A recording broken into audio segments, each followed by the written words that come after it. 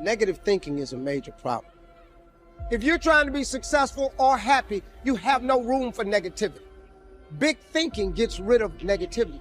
Dreams and visions gets rid of negativity. Now, what you cannot do is bury yourself by using your success compared to other people.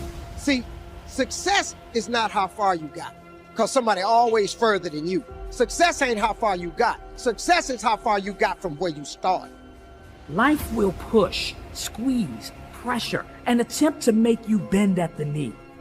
Some become a victim to life. Things happen, pain, heartache, and loss. We can either be the victim or the victor to these situations. So until your mind is open to the possibilities that I can do this, you would never be able to do it. Once the mind starts to believe it can be achieved, only then does it start to break down tactically how we can do this. Until then, you're gonna always lose. For me to understand, for me to be better, for me to be stronger, I must learn to suffer a little bit. I must learn to struggle a little bit. I cannot reap the rewards of success without understanding about struggles. If you want to go somewhere that only you would go, if you want to create something new and really live a life that was meant for you, because it's literally crafted by you, you have to take the first steps on faith. If you have a dream, don't just sit there. Get your ass up and make something happen. Sometimes you just have to move. Do something. Make a call. Reach out to someone. Google something. Learn something new. Set out what you believe in. Lay out the power you have. Actually, lay out the power that you have always had. Use this, become this, and have this. Your power can take you, put you on your path to your success, to the place where you succeed.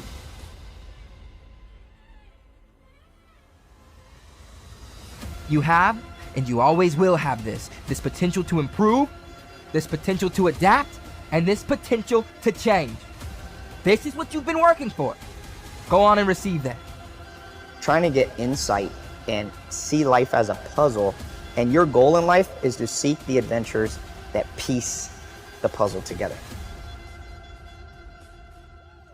Who are you? You're the thing that transforms who you are. Now, you're also who you are, but on top of that, you're the thing that transforms who you are. You are the thing that is, and you're the thing that becomes. And you should put the thing that becomes at a higher place than the thing that is. That means you also have to allow yourself to shake off those things about you that you might be pathologically attached to, habits and people, for that matter, ways of thinking, all of those things. You have to allow yourself to shake those off, and that's more like a burning. That's why the phoenix is the symbol that it is, right? It's old and it deteriorates, it bursts into flame, and then it's reborn. It's like, well, do you want to be reborn? It's like, it's not the question. The question is, do you want to burst into flame? And the answer to that generally is no, but that's the wrong answer. The right answer is you let all that nonsense burn away. And you might say, well, I don't know what I should leave behind. And the answer to that is that's a lie. You know some of the things that you should leave behind. All you have to do is ask yourself. You'll come up with a list instantly of 100 stupid things that you're doing that you know you could stop doing. Some of them maybe you don't know you could stop doing. It's like, well, fine, leave those alone for now. But there's a bunch of things you perfectly know well that you could stop doing that would improve your life.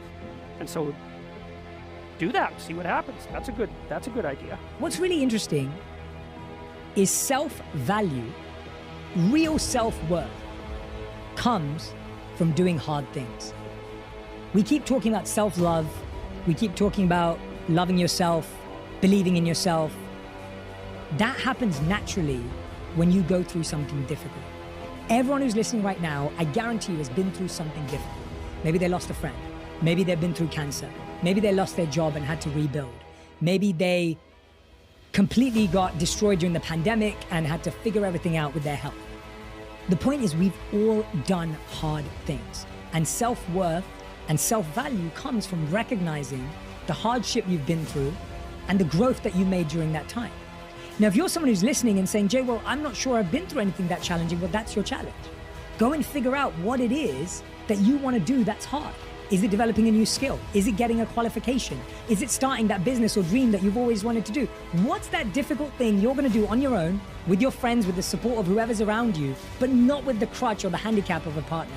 What are you going to build as a skill, as a tool, as a value yourself that's going to make you say, I've done something.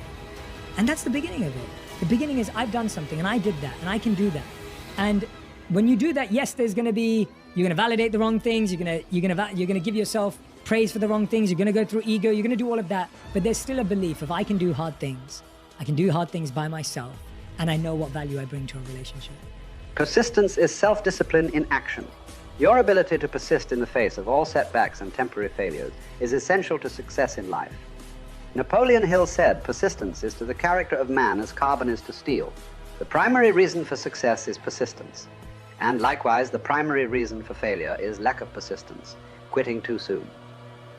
There is a direct link between self-discipline and self-esteem. Each time you discipline yourself to do what you should do, when you should do it, whether you feel like it or not, your self-esteem increases.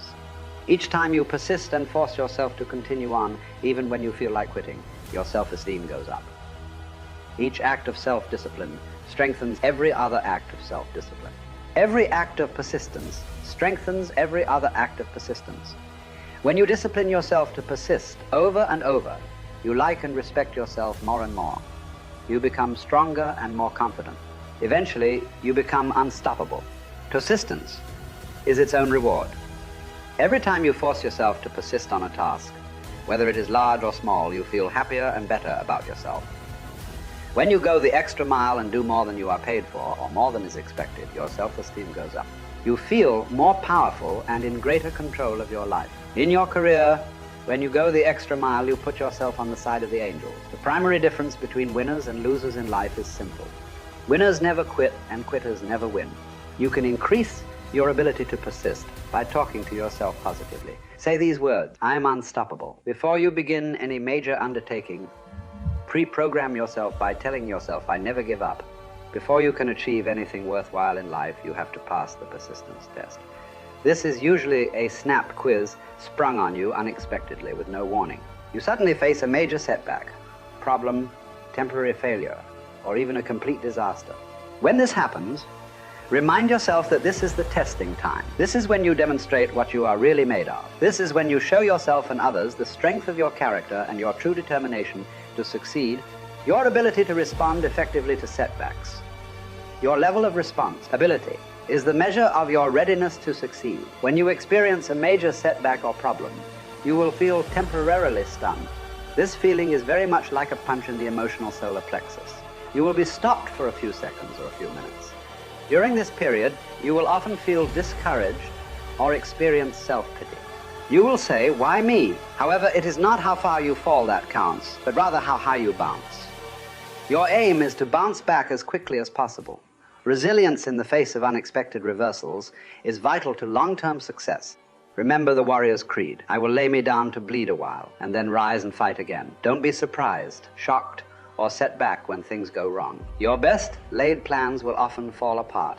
Instead, expect disappointments and setbacks as a part of life. Take a deep breath, pick up the pieces, and continue onward.